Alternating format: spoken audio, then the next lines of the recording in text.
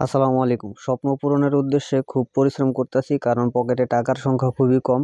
আর আমি চাচ্ছি যে আমার এই টাকার মধ্যে যাতে আমার সেটআপটা সম্পূর্ণ পরিপূর্ণভাবে কমপ্লিট হয়ে যায়, তাই নিজেই অনেক পরিশ্রম করতেছি।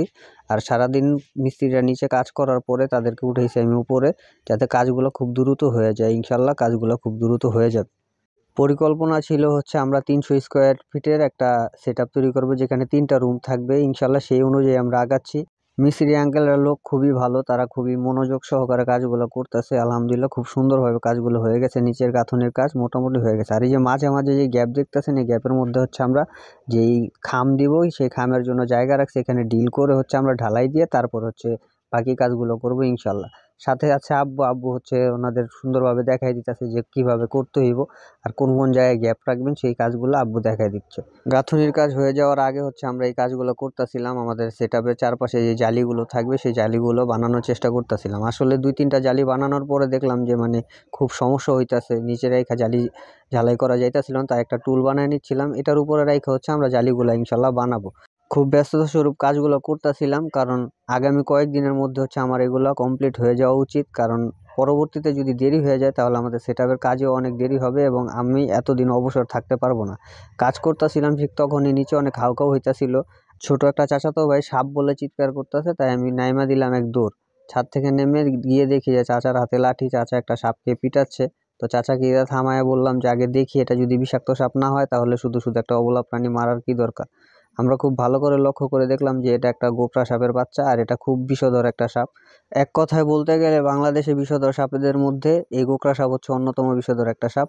তো আমরা খুব চিন্তিত ছিলাম যে সাপটা হঠাৎ করে আমাদের বাড়িতে কিভাবে আসলো। সাপটা ছিল হচ্ছে যে চাচাদের ঘরে ওঠার সিঁড়ির সামনে, আর একটু হলেই তাদের ঘরের মধ্যে ঢুকে যেত। খুব আতঙ্কের একটা বিষয় ছিল। সবাই আইডিয়া করতেছিল হচ্ছে, আমরা আগের ভিডিওতে আপনাদেরকে দেখাইছি যে চাচাদের একটা পরিত্যক্ত গরুর ঘর আছে, সেই গরুর ঘরটা খালি থাকার কারণে হয়তো সেই ঘরের নিচেই হচ্ছে সাপের বাসা থাকতে পারে। এটা হচ্ছে বাড়ির সবার ধারণা আর কি, আমার না।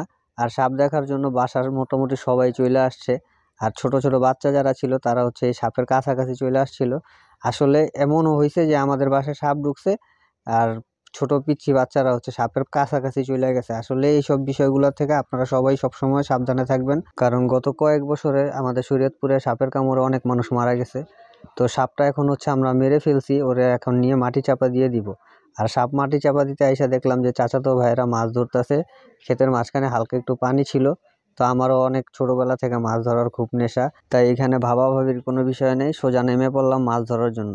আর আসল কথা বলতে গেলে বছরের প্রায় অনেকটা সময় আমরা এখান থেকে মাছ ধরি। প্রত্যেক বছরে প্রচুর পরিমাণ মাছ আমরা এখান থেকে ধরে খাই। মোটামুটি দেশি অনেক জাতের মাছ থাকে এখানে। এই যে ছোট যে নৌকাটা দেখতেছেন, নৌকার মধ্যে অনেকগুলা মাছ আছে। তো যাই হোক, আমরা ওদের সামনে যাই, দেখি ওরা আগে কি মাছ ধরছে।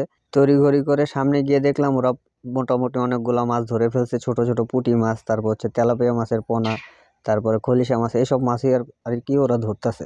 একটু ভালো করে পর্যবেক্ষণ করে দেখলাম এখানে পানির মধ্যে অনেক গুড়া মাছ আটকায় আছে আর কি, এই মাছগুলো ওরা ধরতেছে।